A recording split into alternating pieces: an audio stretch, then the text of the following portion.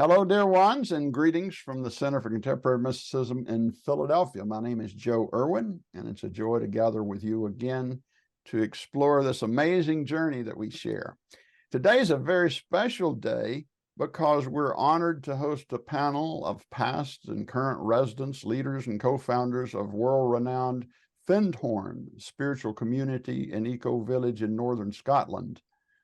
One of the world's most unique experiments in living a life that strives to hold up the sacredness of all creation.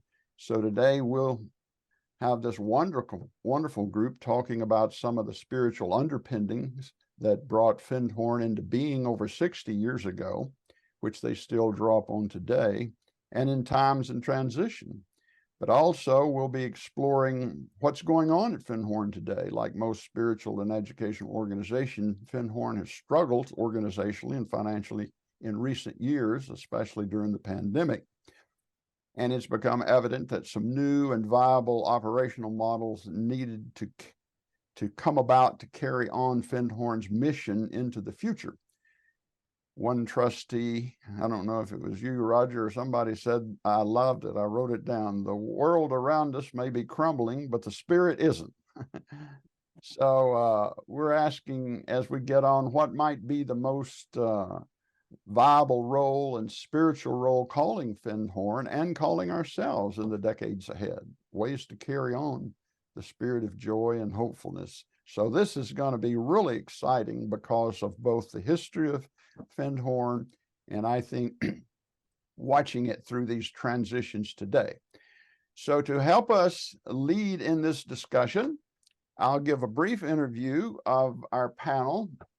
They deserve a lot more than a few words, but we'll get them acquainted and they can wave to you as we introduce them. First, we'll introduce David Spangler.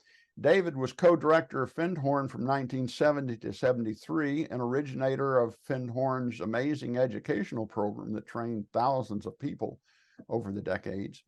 And after his return to the U.S., he was also founder of the Lorien Association. Now, that's a well-known spiritual educational organization based on the West Coast, but I think they work throughout the country and the world on many similar issues. And it was founded by many individuals who first met years ago at Findhorn. So you might hear more about that. Excuse me. Julie Spangler was head of guest and new member organizations at Findhorn in the same years. Her husband was there, 1970 to 73. She also became a co-founder and board president of the Lorien Association in the U.S. Roger and Catherine Collis were not only early residents of Findhorn, but Roger, I think you served as trustee for many years, and also both of them were co-founders of the Lorien Association as well. And last but not least, our boots on the ground, we might say, is Mary English. She's our current and 50-year resident, still at Findhorn. She was also a former trustee, gardener, publisher, personnel director, and educator, everything you can think of. So it is just a joy to have all you folks here in one place and to be able to mine your experiences and your backgrounds and your thoughts, as well as your ideas and creativity for the future. I also want to introduce our own Patricia Pierce. If you're familiar with the center, you know her, but if not, Patricia is an author and a former pastor and a spiritual teacher. And she's going to kind of serve as somewhat of a moderator and guide for us today. And so lastly, take a moment again, if you're new to the center, and just take a look at our website. It's simply contemporarymysticism.org, where you'll find hundreds of resources and videos and groups in which you can participate. And also remember, our goal is to be a partner with you.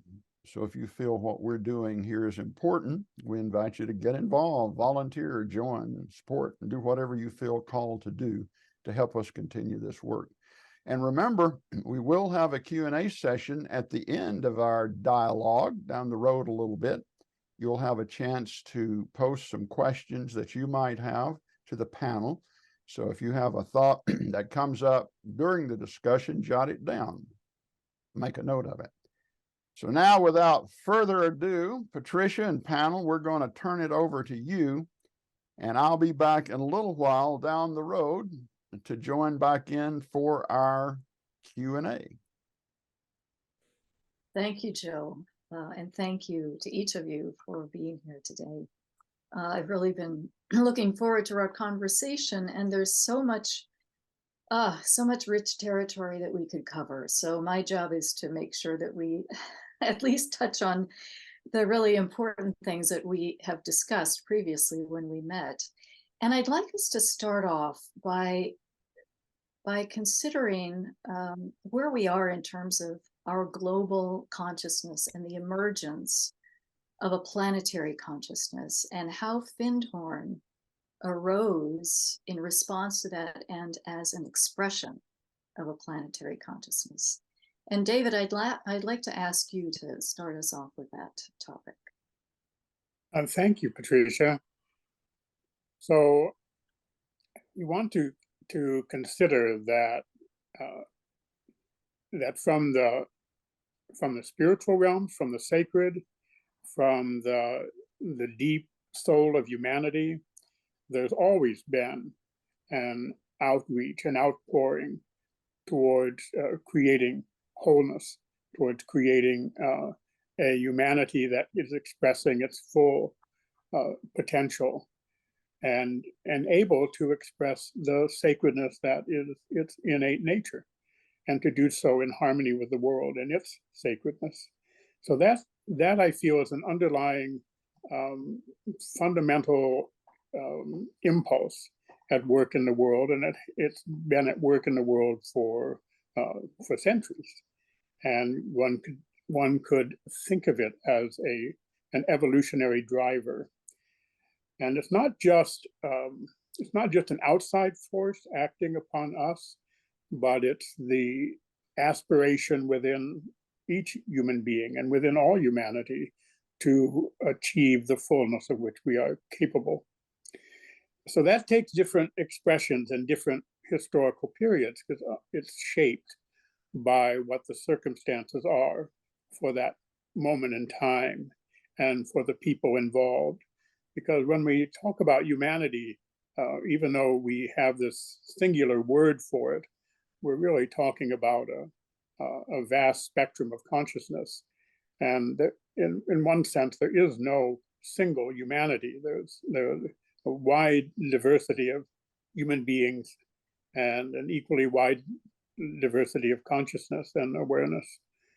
So the unfoldment of this deep spiritual impulse takes different forms in different parts of the world and at different times. But having said that, starting in the 19th century, really, you have this colonization enterprise, this exploration and colonization, which carries with it a lot of negatives. And I understand how we're struggling with the shadow effects of all that. But what it did do was to begin to unite humanity in a planetary way. We began to experience ourselves as one species on this globe. And so then it begins to make sense to say there's an evolutionary impulse behind humanity as a whole. So fast forward to 60 years ago, you have three people, Peter and Eileen Caddy and Dorothy McLean, who, like others around the world in their own way, tuned into this impulse, felt it deeply in their lives, felt guided by it, were guided by it. And the result of that was the creation of the Findhorn community.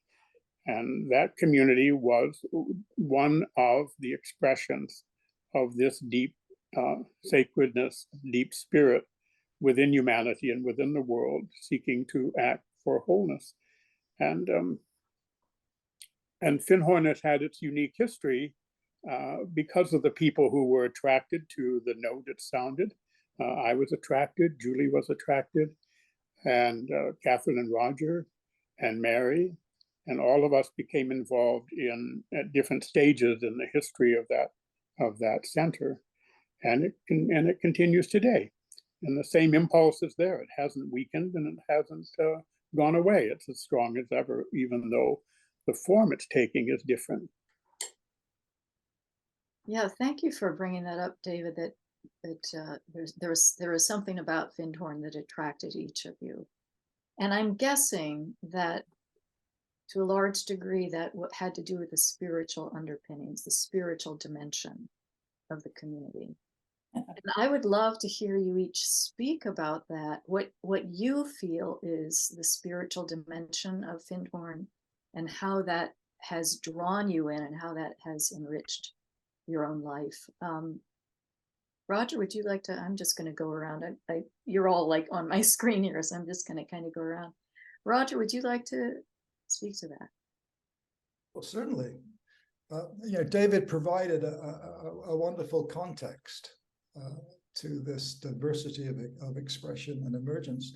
I think for me, growing up in Southern England as a teenager, I was very much wanting to engage with a practical spirituality, something that I could touch and feel. And although I was exploring, spiritual philosophies and doing a lot of reading and reflection, when I heard about Findhorn, there was a note, and that note was a practical one of wanting to join with that community and see what was there for me. But it wasn't just the practicality of what is on the ground in terms of building a life there. It was very much in response to the spiritual consciousness that was alive in me prior to coming to Findhorn. So Findhorn, in a sense, reinforced that which lived in me, and I was able to recognize something there within the people. And I think what struck me was that the founding principles that are still there today in terms of inner listening, cooperation with the spirit, work as love in action. And the founders really were embodiments of that. And perhaps, and I still feel this when I'm there visiting, this pioneering spirit. And I like to think of Findhorn as a pioneering enterprise. I don't mean that necessarily in structure and in the form, but the energy of movement, and that continues forward. And I am a pioneer with that. So in some respects, I am a co-founder still of Findhorn, although I was there, 50 odd years ago. And so that energy for me is very vibrant and potent and alive. Yeah, and you mentioned I think a lot of people think of Findhorn as the communion and partnership with the realm of spirit and nature, nature essence, nature spirits. And there's also the intentional community component, so that people are learning how to be in community together.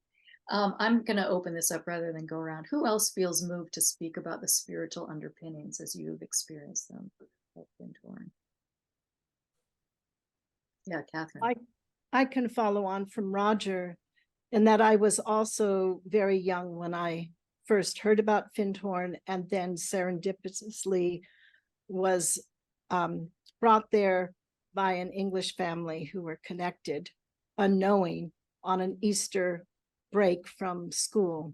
I had come from California and was going to school in England doing my A and O levels.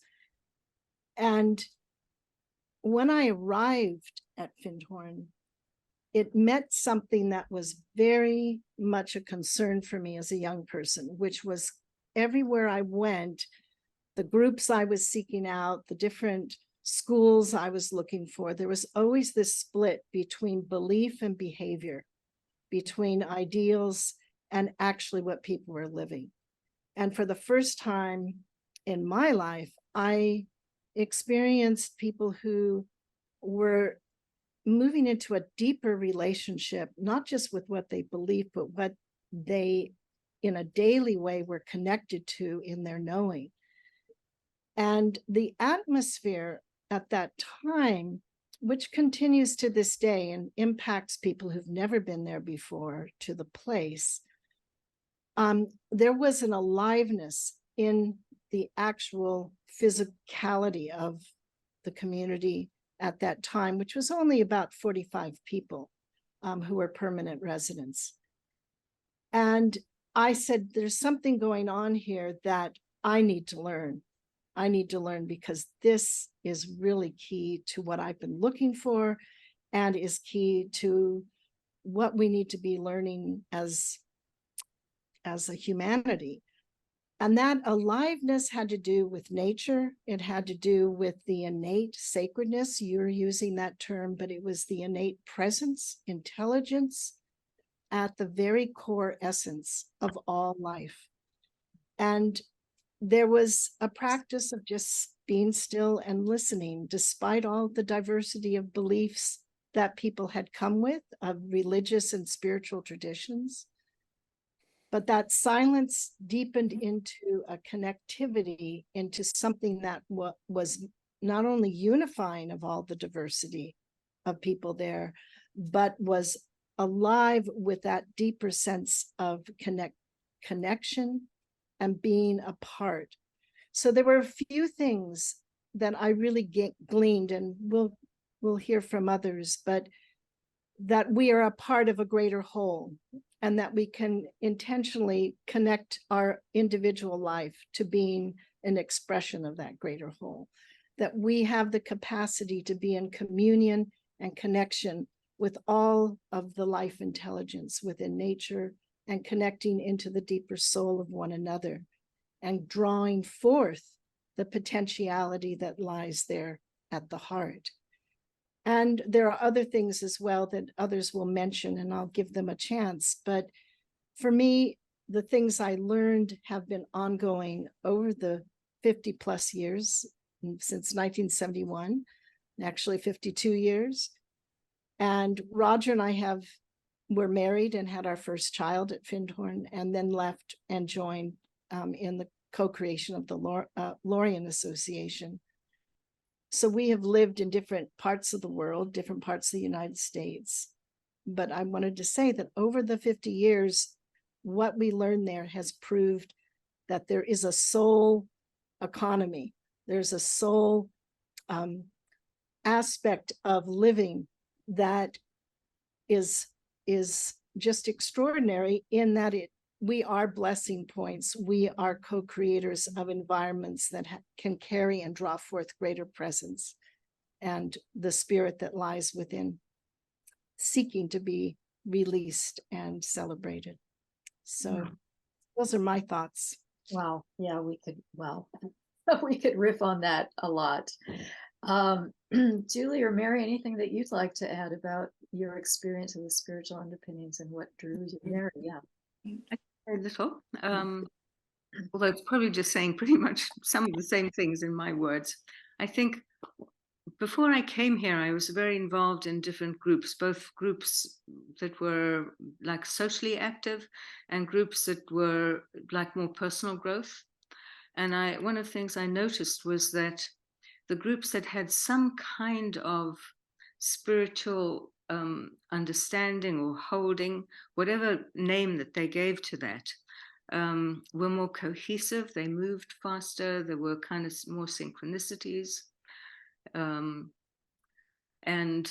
I'd also, in the process of things, come in touch with the Quakers, and really liked their concept of what at that point they called that of God in every man. I think they might have a slightly different language now, but and then coming across Findhorn, here was a group of people that was working both with inner, with the grouping of people, the people inside, as well as it felt like they were doing like social action in the world. They weren't going out and kind of, feeding the hungry or stuff like that, but there was something happening that was relevant to society in a wider way. So it was like a group that, and also had the spiritual focus.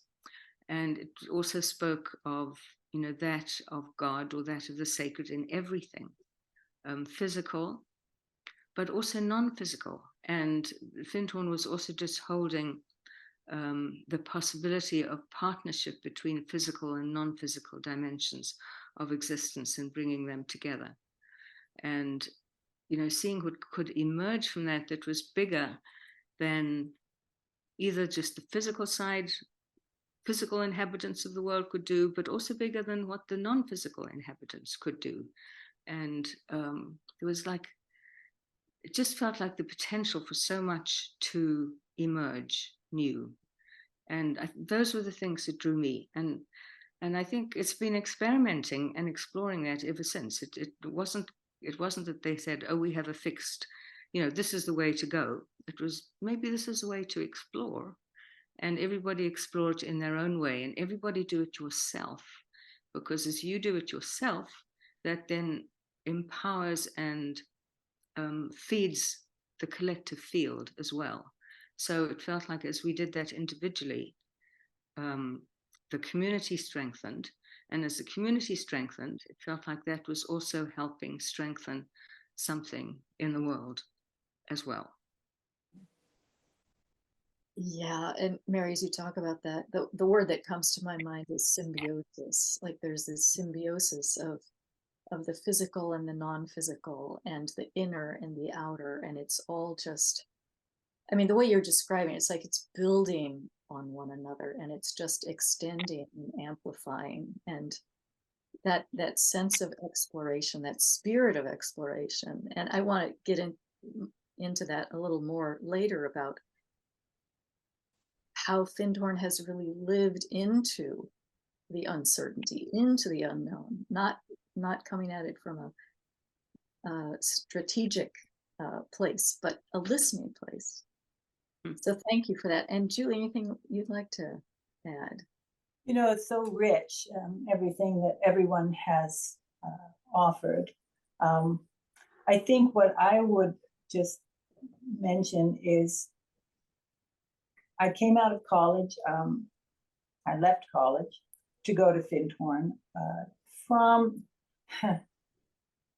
probably at some point, everybody who's listening has experienced that inner push that says, I need to go here, or I need to be there. I knew I needed to go to Findhorn, and I knew I would know when. And when I turned 20, that just inner bell said it's time. Before that, I was involved with community in college. I had a class on community. I was in a dorm that was an intentional community, working with ecology and the environment and the world. And I was witnessing all of the Vietnam peace disruptions and race disruptions that were going on in the late 60s, early 70s. And I just knew that the only real answer to these challenges were a change of consciousness in each person. And that, you know, getting involved in protest groups and so forth people were still in conflict with each other and different visions and so forth. So going to Findhorn for me was a stepping into that spiritual call, that engagement with change of consciousness that we need to see within the world and within each person, and living it there. For a young person, being in a place where you can live it and engage physically as well as emotionally, mentally, and spiritually. And what Peter and Eileen and their colleagues created there, and Dorothy, was a chalice that could hold the pressures of change for us each, and we could feel a quickening in us. It's just because I think the spiritual invocation that they did was so potent and so present that you stepped into this pool of um, holding you in who you were most deeply, and allowing the well, as Peter used to call it, the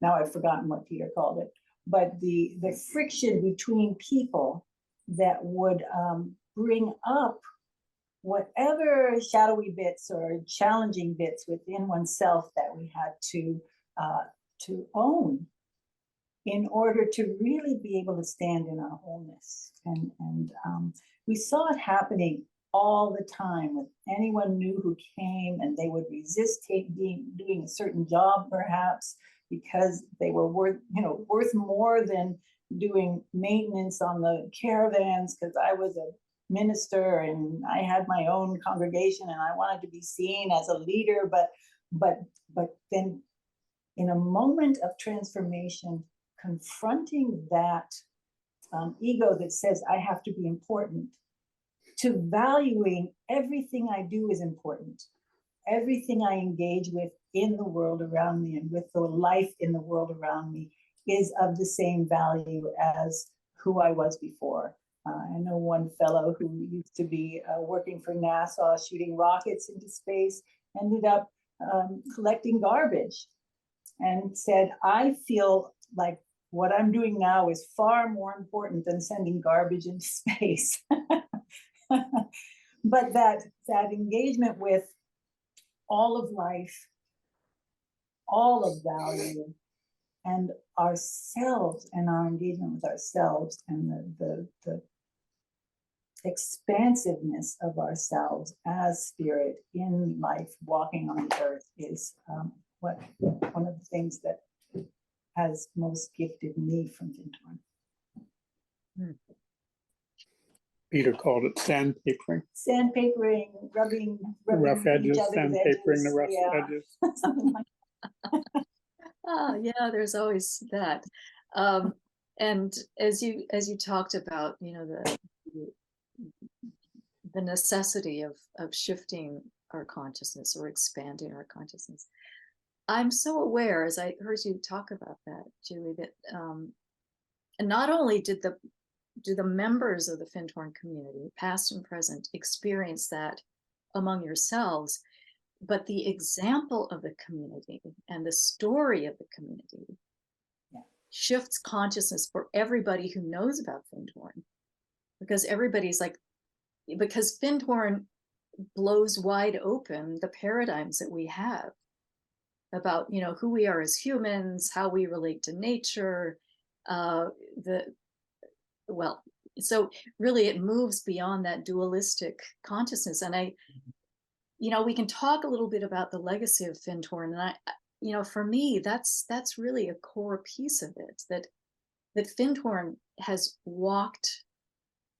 It's not even the talk, it's walked the listening, it's walked the deep wisdom in a way that has made it visible on this planet.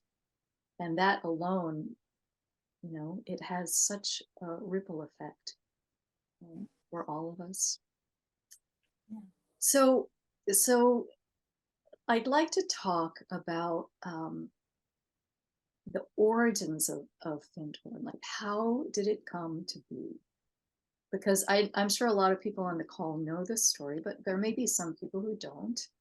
And we talked before about how Findhorn grew very much organically, and came out of loss and uncertainty. So I'd like us to touch on that, the origins. How did Findhorn come to be?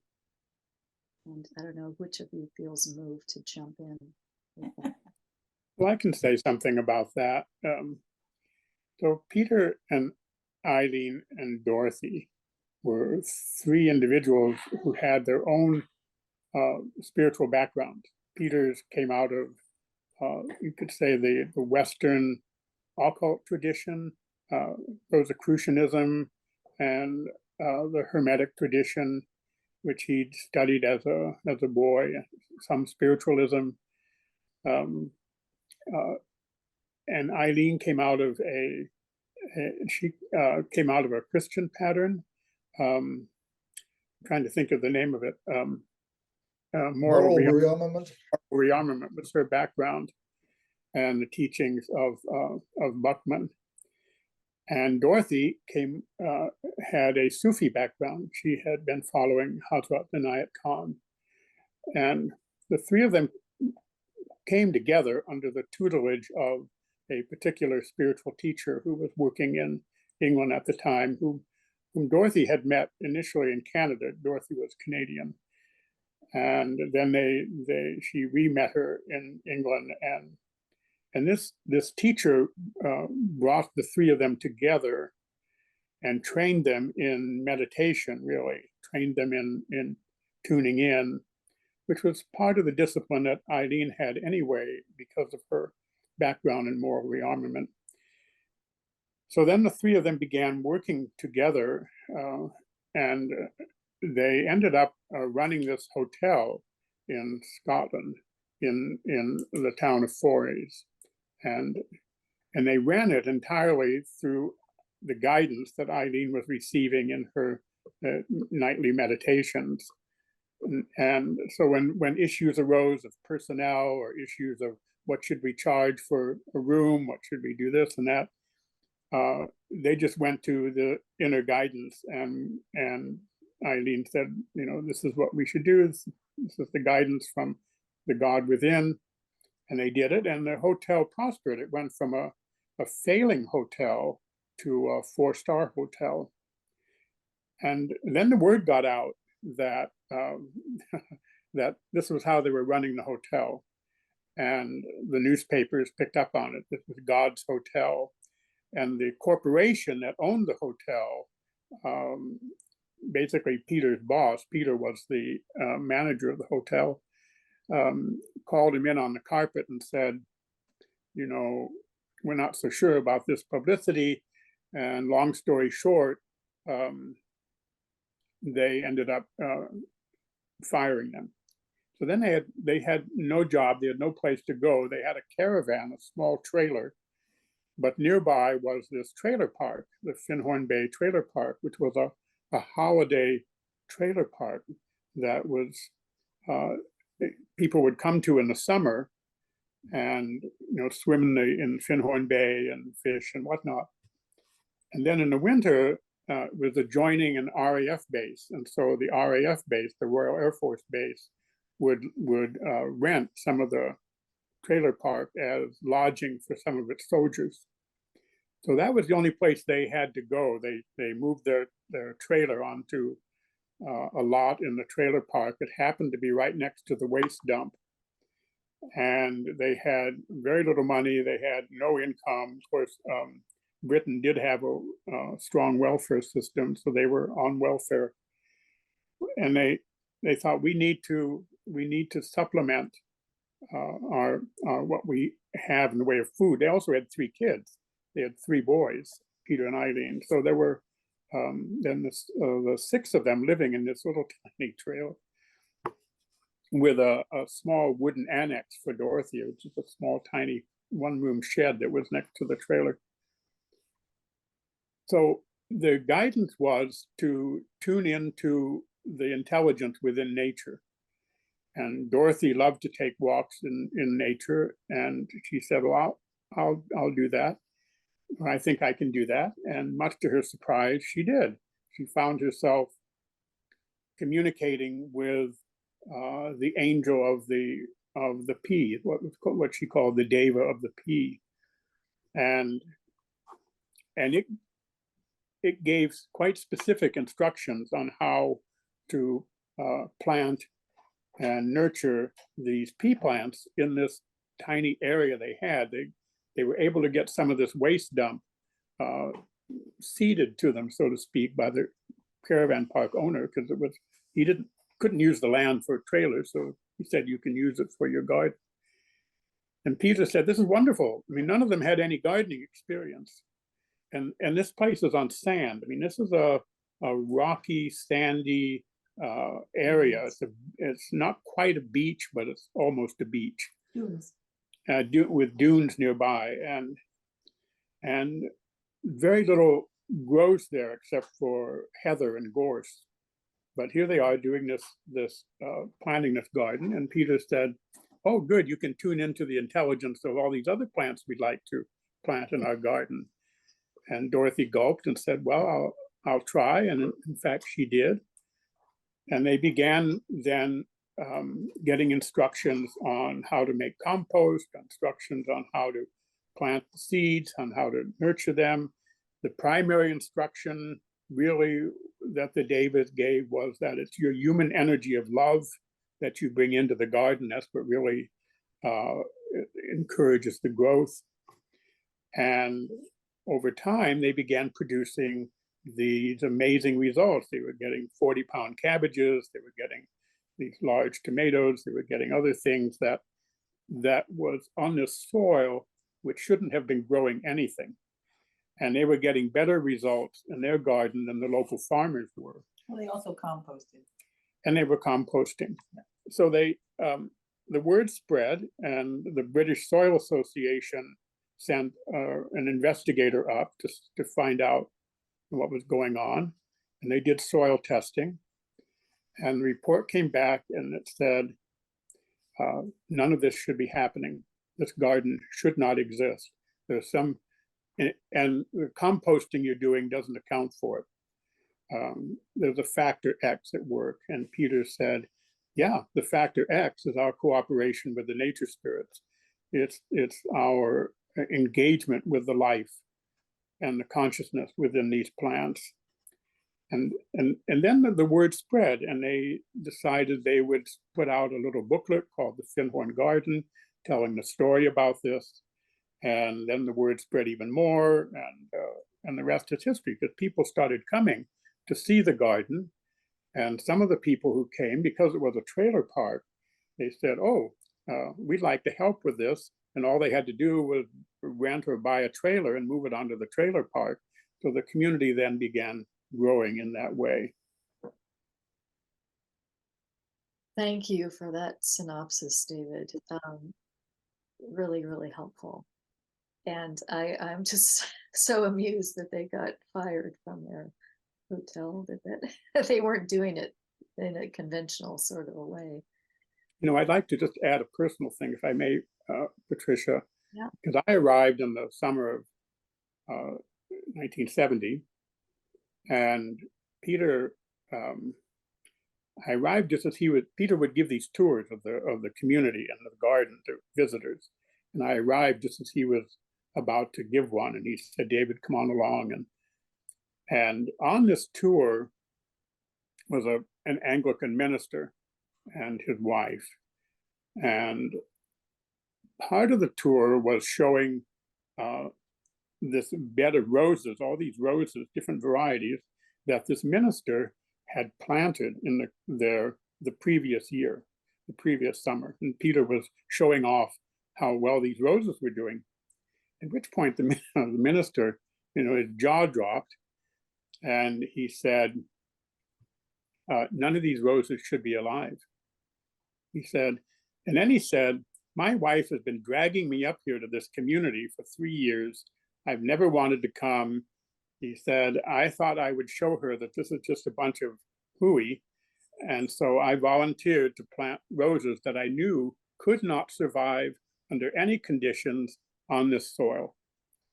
And he said, and here they are. They're not only surviving, but they're better than the roses I have in my own garden. And he said, you've made me a believer. Something really is happening here. And I was standing there listening to him as he went through this. So I had my own kind of personal demonstration of the power of the garden. Yes. Wow. Thank you. And one of the things that you said, David, that just jumped out at me was that the instruction is that it's really the human love. It's the love that we bring to this relationship that we have with the plants, with the natural world. Does anybody else want to add anything about the history of the community? Catherine? Yeah. I would just say what struck me, along with what's been shared, is that before people started coming to Findhorn, which they began to in droves When I first arrived, as I said, there were 45 members. When I left, there were over 150. And just the magnetism of the people who were sometimes not even planning to show up, just were drawn and all of a sudden stumbled on the caravan park. The stories, everyone has a story of how they came there. But what struck me is for 7 years before people started coming, Peter and Eileen and Dorothy and the small group around them engaged in what they called the inner work, as it was described to me by them, where not only was it the attunement to the sacred, to the God within, but they then radiated that connection around the world and were linking with different groups that they knew of, groups they intuitively sort of got impressions of. They were doing this subjective, subtle work, connecting people and places and spaces around the planet. And that always struck me as being a very important part of the story, that there is something that comes from our subtle work, from our inner connections.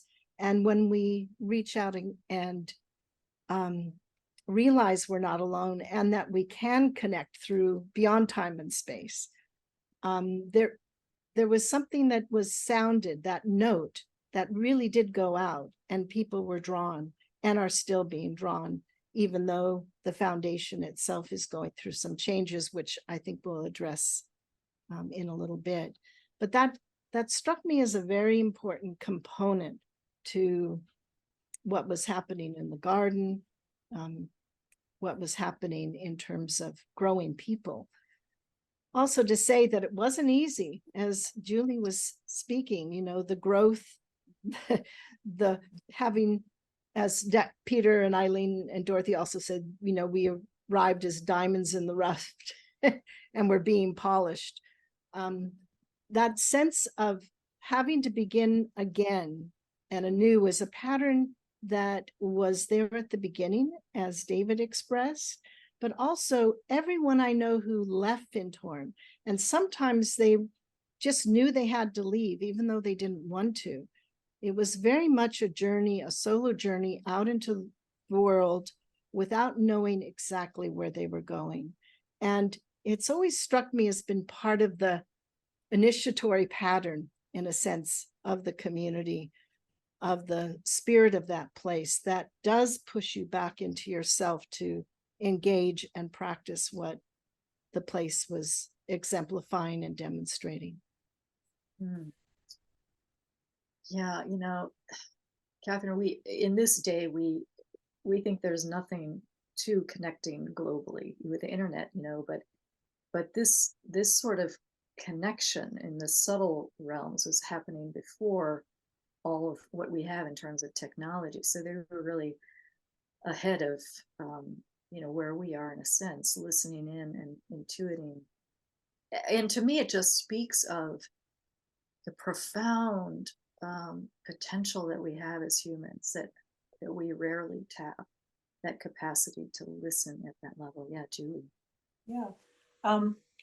One of the things that I wanted to really bring into focus is that I think that Peter and Eileen and Dorothy and Lena at Findhorn, they provided a place for something to touch down and to anchor and to become physical that was already global. When we left, we were meeting people wherever we went that carried that same quality of presence and consciousness that we could recognize as, this is familiar, I know you belong to this same field of resonance that I have touched into in myself. So that's why when the Lorien folk left, we focused on not creating another place, physical place for touchdown, but to support and uphold that consciousness connection, that global community of consciousness that that Findhorn has been a planetary visibility of it. Here is a way among other communities around the world that are also wanting to demonstrate this way of being together in spirit with the planet and with each other and in community and so forth, and recognizing it in each other wherever we go. It's Yeah. not easy being human. It is not easy to incarnate, and it sure isn't easy to open up to difference in somebody else. But that also comes from a place of love, just as it does when we work with the garden and with nature and other beings, subtle beings that are different from us. But gosh, people are different from each other. And it's sometimes hard to embrace that difference too. So it's the same process, isn't it? Absolutely. And you got to hand it to Peter and Eileen and Dorothy, who were very, I don't know what you would call it, middle class British. I mean, how they ate and how they dressed and was very different than all the people who started to come. And yet they, without question, embraced and welcomed everyone, as long as they called first and asked to come. That was a prerequisite. But it always struck me that hospitality, that ability to recognize the deeper person, the uniqueness of each one, deeper than the outer appearance. That was very, very amazing of them. A rare gift. Yeah. Thank you. Roger, Mary, anything you'd like to add in terms of the history, that how the community came to be? Or... Not at this point. No. I think we've covered that. Yeah. Go to the next I topic. would love to hear. Now the community is in yet another time of transition, and just in the last few months has been in a discernment process, because as we know, the pandemic hit a lot of organizations, communities very hard.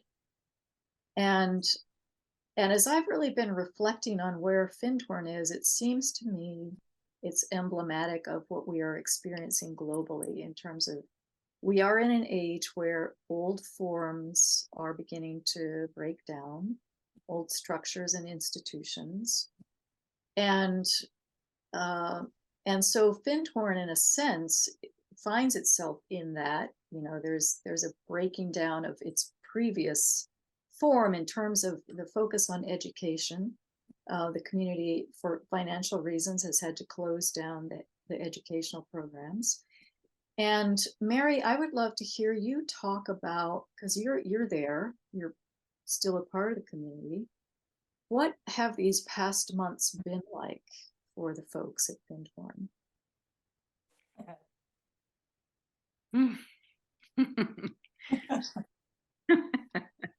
That is a big question.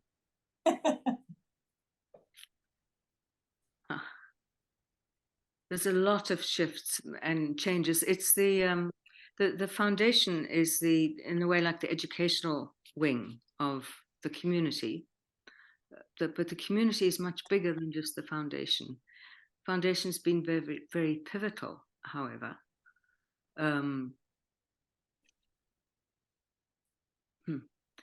But the community as a whole is very diverse. There's lots of different groups and organizations that in different ways, in their own ways, are giving expression to, seeking to give expression to a spirit of wholeness in what they do, and also interacting with one another. And, as Julie was saying, people can be very difficult, and being human can be difficult, and differences can be difficult. So, it's been bumpy at times, and still is, but it also feels as if it's becoming less bumpy. It's been quite a major thing for the people working with the foundation, who basically are losing their jobs. and being made redundant. There's a whole process that needs to be gone through legally. And that actually, I think, came to an end this last week, and programs ended on Friday. So from now on, the foundation will not be running programs. Foundation, however, is looking at restructuring.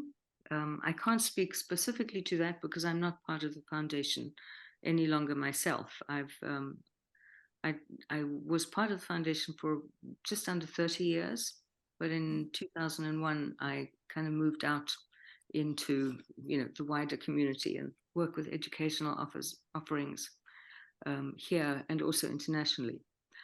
But I'm just one of a number of different groups and organizations that are really working. They're thriving. We're moving our programs over from Cluny, which is now closed, Cluny College, and we'll be restructuring them and doing them at the park.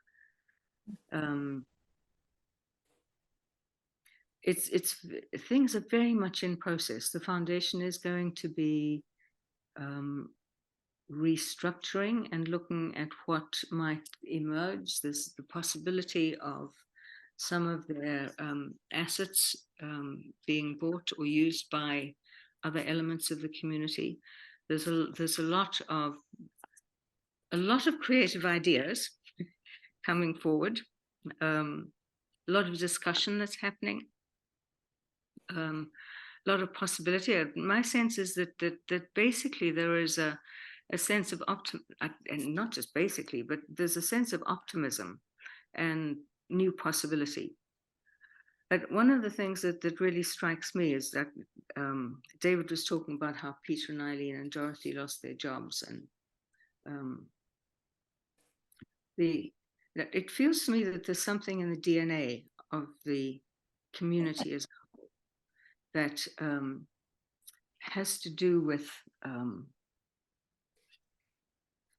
with forms shifting and changing, with Peter, Eileen, and Dorothy. In a way, there are echoes today of what happened with them. People losing their jobs, losing their livelihoods, losing accommodation, which is happening for a number of people here as well. But also Peter, Eileen, and Dorothy had this underpinning of faith and practice, and that's also what people here have learned as well. And there is there's a strong movement. Catherine was saying that this keeps happening, that things shift and change, and we're turned back to ourselves, to a deeper level of listening. And I feel that that's also echoed in the 80s. The community and the foundation, which were the same thing at that point, went through a huge financial crisis. We had a debt that we couldn't service, let alone reduce. The community went from nearly 300 people to close to 100. There weren't redundancies in the formal sense as what's happening now, but there wasn't work and for people here any longer, or accommodation. So people left not knowing where they were going. So things were happening on an individual level, but also on the collective level. And what happened here was that we began forming small meditation groups, just kind of listening again regularly, at least once a week, just holding it, sharing. And a number of initiatives came out of that. So there was something about the listening that was important. And then these initiatives came out. One of them was something that one of our long-term residents here, Roger Dudner, created what he would call the 100-member club. And everybody in the club, which was all of us, committed to raising £100.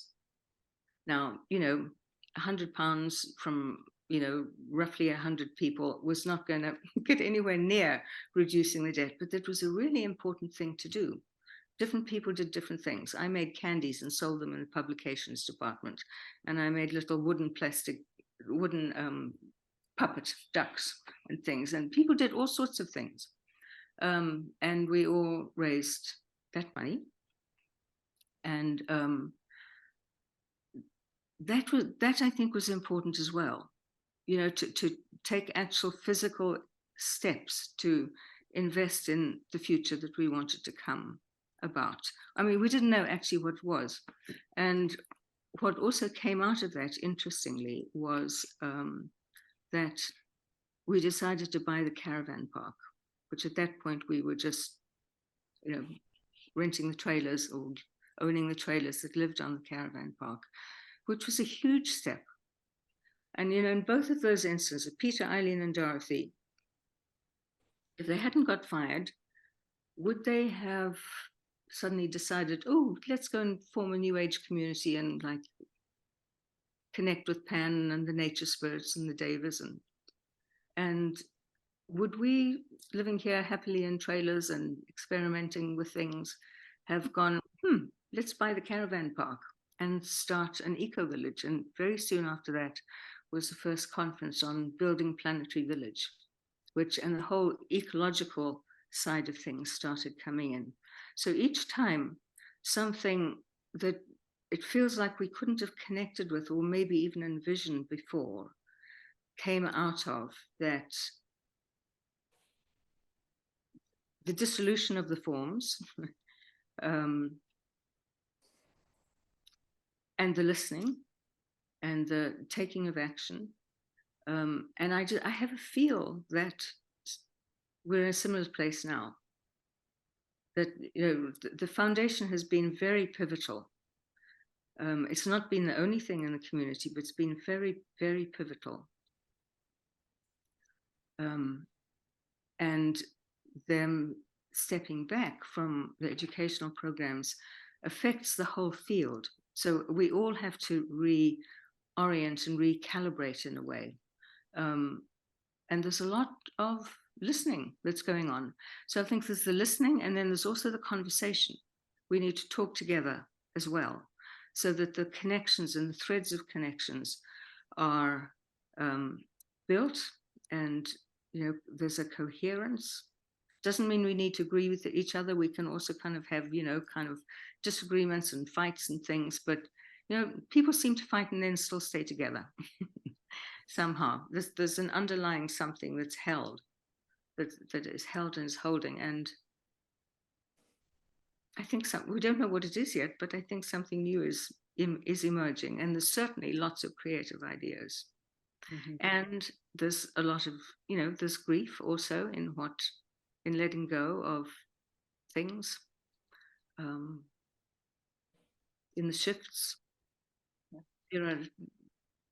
I was sharing with some of you the other day in the preparation for this that I've been walking around the community and just kind of feeling like I've been walking through history, and how this area, oh, that's where this happened, and then that happened after this, and all the different uses that have been made of the different buildings, and just feeling into how we inhabited those spaces, and the vision that we brought, and the energy and the commitment, and the through all the difficulties, and we had difficulties, and we'd step back and then we'd step in again, and we just, I don't know, it's been wonderful. I'm going on a bit here, but last week there was, once a month we have a whole community meditation, and it was led this last week by Craig Gibson, who was also a long-term member. He's been in and out, but basically he's been here like over 50 years, nearly 60 probably, almost at the beginning. And he led that, and we've had a friendship and a working relationship over the years. And for somehow, it was also the Harvest Festival, And so I found myself celebrating not just the harvest of this year, but the harvest of what we have gathered over all of these years, and just feeling so blessed by it, and found myself kind of going like, look what we did, look what we accomplished. Look what we did, how amazing. You know, through all the ups and downs and the difficulties and the good things, and then a sense that, like, you know, just as the year here is moving into winter and everything's going quiet and everything's dying down, but there are seeds there that will come up next spring. And that's what I feel about it at the moment. Mm. We're going into a winter, and there will be seeds that sprout.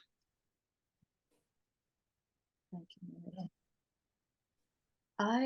I have this sense, and I don't know if the people of Findhorn have this same sense, but I have this sense that the Findhorn community can show us how it's done in terms of living into the unknown, living in times of uncertainty, that you all have been doing that for so long, and you have cultivated this ability to listen inwardly and to listen to one another. And so I, you know, just perhaps in closing, we can all consider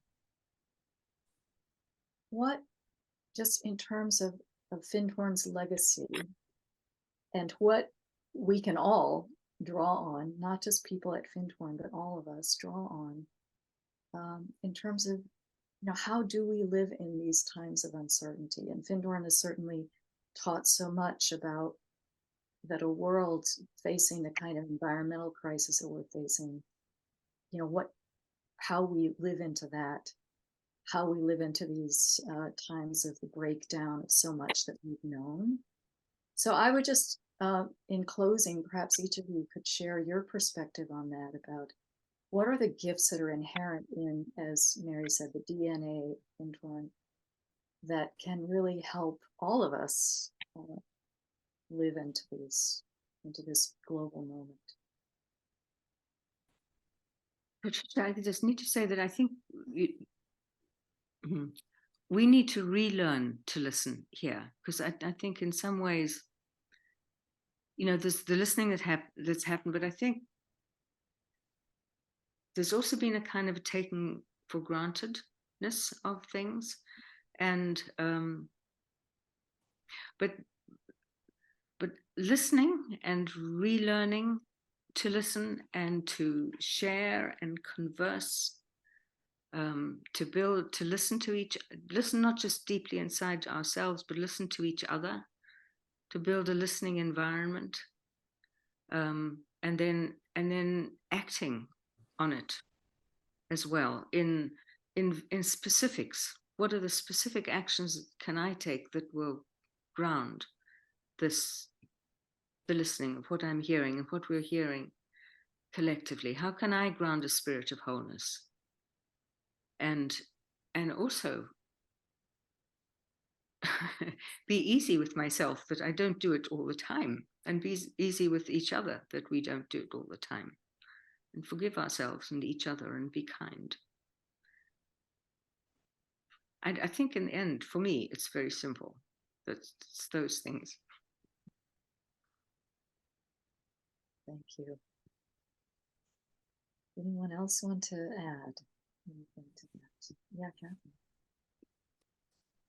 Just Eileen's had a vision very early on that they were first a family group, then a small working group, spiritual group, then a small community, and that they would continue to grow into a larger community, into a village of light, into a town, and ultimately into a city of light.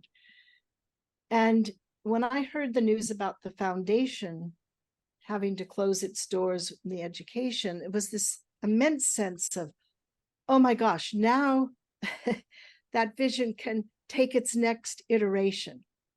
And it needed more spaciousness and more room. And it was a mixture of both knowing the sadness of losing the forms that many of us have been familiar with, but also this immense sense of potential. And so for me, I think my closing words are that potential is everywhere.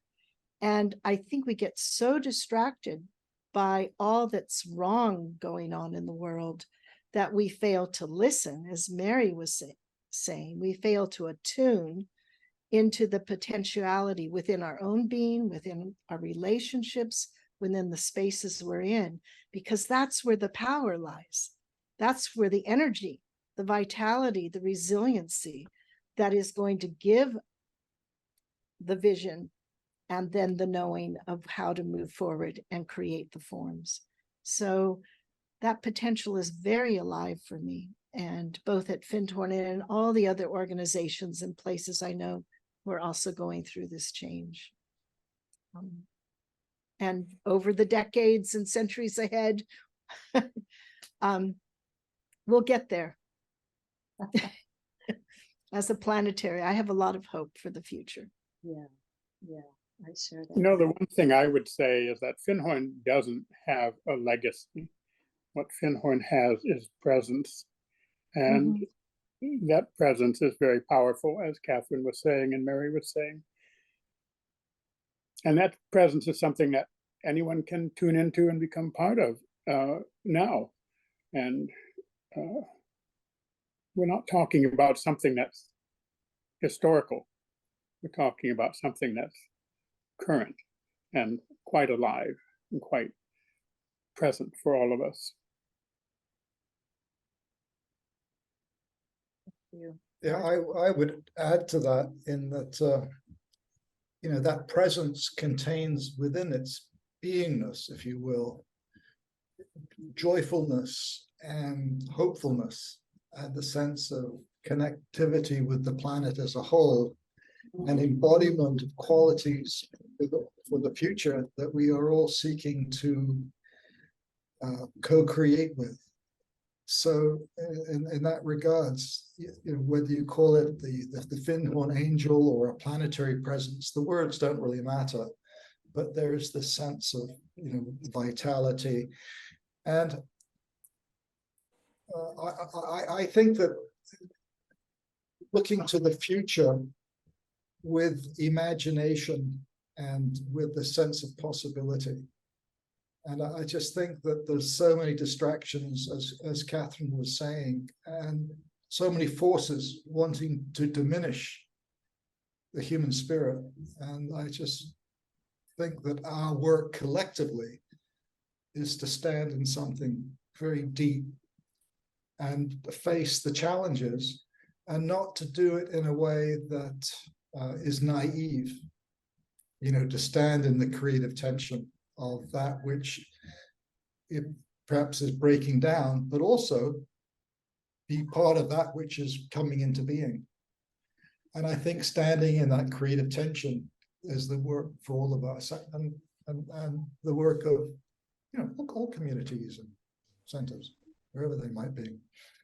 So I guess, Tricia, those would be my sort of final words there. Yeah, thank you, Roger. Thank you. Julie, anything you'd like to add?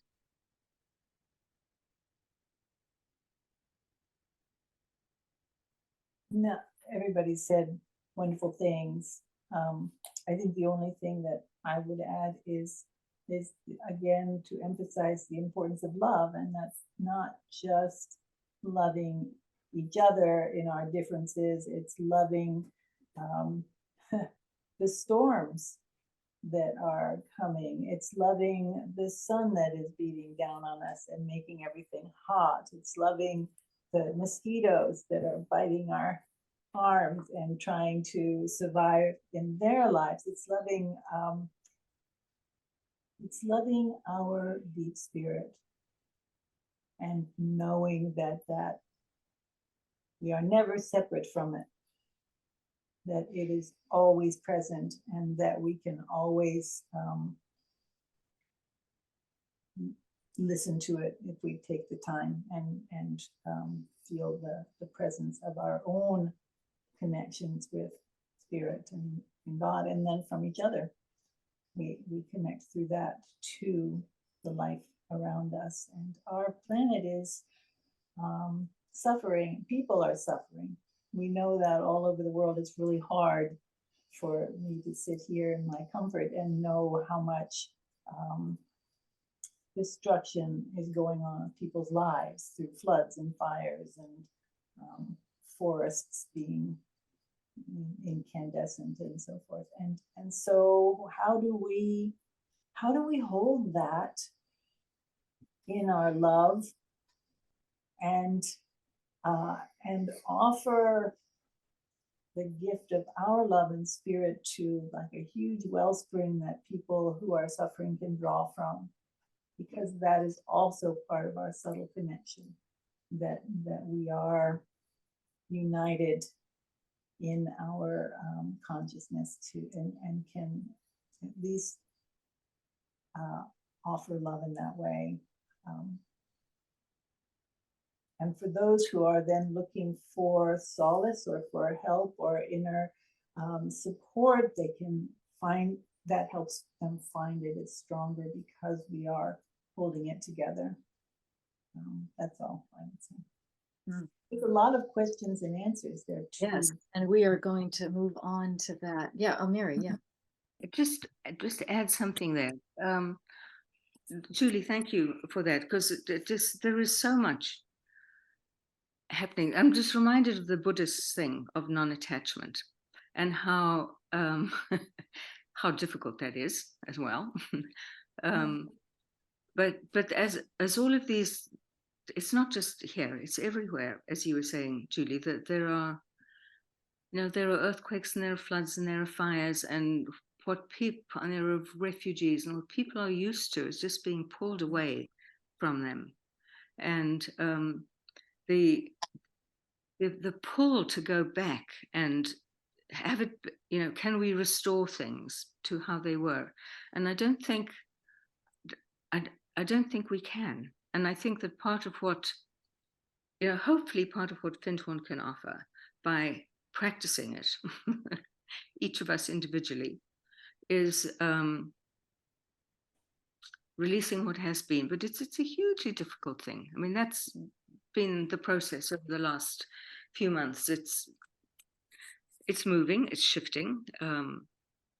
There's a lot of hope.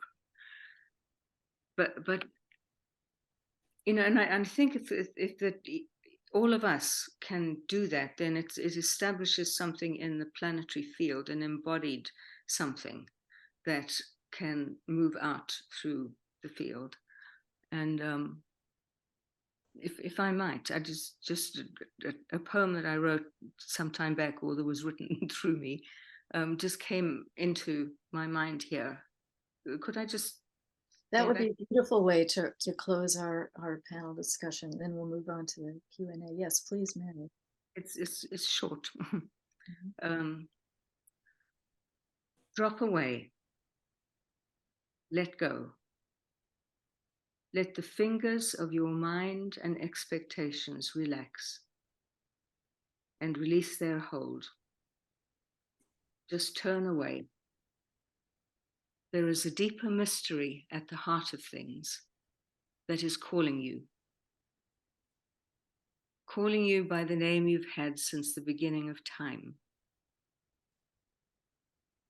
A mystery that is nameless as yet, wordless, but tangible and tender, steady and sure.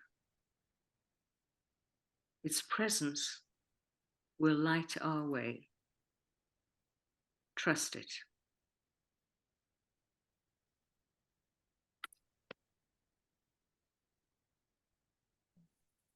Thank you. Thank you. And thank you to all of you. This has been a joy to be in conversation with you. And I would like to, I'm going to magically disappear from the screen. I'm going to call Joe back in, and he will lead us in the Q&A time. Thank you so much. That feels like coming back into a very sacred space, particularly with that poem is just so right on, I think, to where spirit leads, because I was looking over some of the Q&A, and many of them are expressing some of the sadness and loss that you've expressed and hope for the future. But it seems that spirit seldom renews by taking us back to a better version of where we were. Spirit more often takes us to a new place that we never necessarily had even envisioned. And this is what I think I hear when I hear the stories and the love and the growth through listening and struggle and pain that I'm hearing. And all of you have said it in one way or other, that we're probably not going to be called back to where we were, but there is a calling there. And again, as we said, the earth around us may crumble, but spirit certainly doesn't. And so thank you so much for this wonderful, powerful, and I think yet hopeful dialogue. I wanted to leave some time open for some Q&A, and we can take a look. I think a lot of the Q&A that have come in are really just expressing gratitude to the five of you for the insightful and heartfelt sharing that you've given today, rather than new ideas or whatever. They just want to thank you for the love and that all you've brought. And I think that's mostly what I'm seeing in the QA. People say, like, Connie, I have such a deep gratitude for and request for Mary's poem. She's asking, so you're probably going to need to print that if it's not. And we're having, other people just talk about how much Findhorn has meant to them over the years. And I'm just trying to see if there's anything that might be a little different. Yes, Catherine, you're muted. There are a few specific questions around assets and land, and I think just to give a very brief context, do that. The foundation owns quite a few of the assets, but if you think of the wider community with over 150 different enterprises, nonprofits, organizations, schools, outreach into the whole north of Scotland, and all the housing experiments that are going on independently of the foundation, then you get a sense of the foundation. Yes, it owns some of the assets, that it's in a pause to listen to how best to work with those assets. But for instance, the sanctuary is going to come in not just as a foundation ownership, but it will become a community asset. These are some of the hopeful, positive, creative things that are coming out. So you just have to, in my mind, envision this much bigger, diverse community around the foundation. And some of the questions were there around the assets. I think everything is being part of that listening process of those few people who are managing the foundation. Traban on Iona, Clooney, some of the assets in the park, all of those with the different sanctuaries, all of those are in process, and I think will become clearer. And I think you can add maybe some of the resources where people can keep posted. But yeah, we were going to add that as well. Nothing dire has been decided. Right. And there are questions about, will some of the online things continue to go on, like Angel of the Month and meditation and different things like that? And yes, Angel of the Month will continue. Yeah, I'm thinking it surely will, those sorts of things will evolve almost, as months and days go along. But I'm so grateful for what you shared, and I do want to give a little bit of, in addition to thanks to each of you for what you've given from the heart. It's just so powerful and so sacred. And I do want to offer the center as a way to wherever we might help continue to do this type of thing periodically into the future, to say, where are we? You know, where have we come over the, say, the past 6 months or the past year? What are new things that we've been listening and hearing? You know, what are things that we might still need to work on? And we've talked about that a little bit, and so I'm hopeful that that might be a resource. But also in the meantime, I want to encourage all the people out there to go to the Findhorn Foundation website, because we learned that that still is up and going and will be one of your best sources for information on what's going on. And it's simply findhorn.org, www.findhorn.org. And there are places on every page to stay in touch or subscribe and get newsletters and communications. And there may be some who are able and feel called to even support financially. And if you go to findhorn.org/donate, you'll find opportunities that you might be able to become a part of the giving circle in whatever way, small way, large ways. Sometimes it's not the amount, but the heart that goes into it.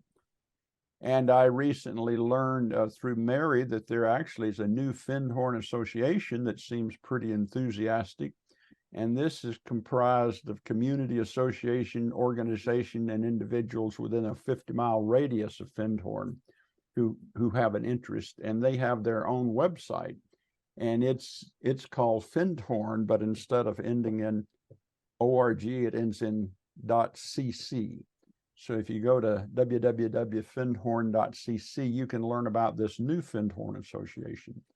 So I think there are plenty ways to stay in touch, in addition to just holding this sacred space that we've shared today in our thoughts and in our prayers, and also to spread the word about what's going on in different ways we can be a part of this very sacred thing that has occurred over the past 60 years in our midst. So if there's nothing else to say, you've each had such beautiful closing thoughts and words. I really don't want to kind of do anything to take away from that. And I love just leaving it in this sacred space where it is now. And so I would say, you know, keep in touch. You can learn more about it for the resources we've given you. If you need to get in touch through us, you can go to our website, contemporarymysticism.org. And also, we want to give a special thanks to Patricia. Patricia, if you're there, you can come back on. So we can thank Patricia, because she always does such a beautiful, insightful way of guiding our thoughts and the processes that we're working through. And I think you've helped bring a very special program today through your questions and your insight. And so we're grateful for that. Patricia, as I said, and herself is a former pastor, and she has a wonderful podcast called the We Awakening Podcast, and leads companion groups and does many good things. So you know how to keep in touch, and we hope that you will. So thank you so much for all of you who joined today. We've had a huge group. Yes, Catherine. I just want to make a plug for anyone who's interested in the Lorien Association and their programs. So David and Julie don't have to mention it themselves, but if you go to lorien.org, you will find the wonderful work that they are doing there, and the programs they're offering, which are the undercurrent thread continuing of this. So I just want to thank you so much, Catherine, because I'd mentioned it earlier on, but I think it's worth repeating again, because I've participated in some of the Lorien programs. I've not had the time at this point to get fully involved as much as I would like, but every time I connect with something, listen to a program, sign up for a class, I'm very moved and impressed, and without a doubt, it carries on so much of the, as we called it, the underpinnings, I think, of what Findhorn has been all about. And it is a great, powerful organization. Yes. And I'm going to make a plug for Mary Ingalls and the work of Inner Links and the Game of Transformation, which continues. Mary and the team there, you're doing beautiful work worldwide. So that's another resource that people can go to. Correct? Inner Links? Thank you. Yes, yes. Well, you Okay. If I could add also that if people do want more information about the history of the community, not just the foundation, community, and also stories and some of what's going on today, there's also a website celebrating one incredible family.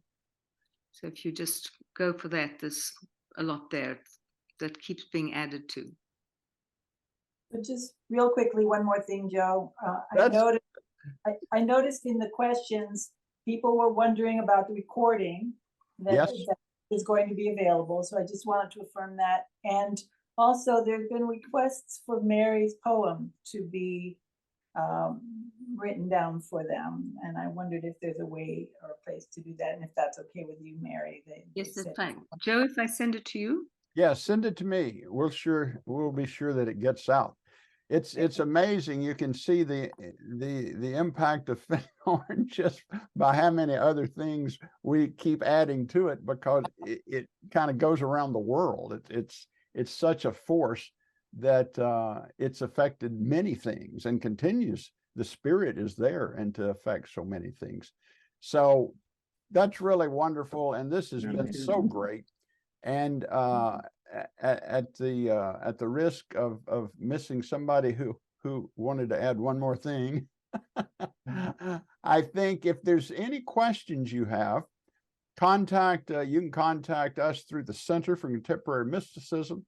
You can contact someone through the findhorn.org website or the Lorien.org website. I'm sure if you contacted Lorien, .org, they'd be happy to answer questions sort of, that were brought up and related to this today. And so we've built a great network here, I think, of ways to take the power and the beauty of what has occurred over the past 60 or 70 years. And, as David said, it's not just a legacy, but it's alive, and it's a well, and it's going to keep going. It just will probably definitely look different. So this is something that we can each envision in our nighttime dreams, in our hopes, and in our prayers. And I think it's exciting to hear it. So thank you, folks. This has been more than I even envisioned. It's just been so great and so sacred. And I hope people will continue to follow up through their connections and their questions and opportunities that we might have to continue to get the word out and work together. So thank you for everyone who was here, including all of those many people who attended. And say bye to, remember, we've got David and Julie and Catherine and Roger and Mary and Patricia. So we wish you well and look forward to seeing you and hearing from you until we meet again. And remember that you are perfect just exactly as you are. Namaste. Thanks, Joe. Thank you. Bye-bye, Patricia. Bye-bye, everyone. Take care. Bye. Take care. Bye.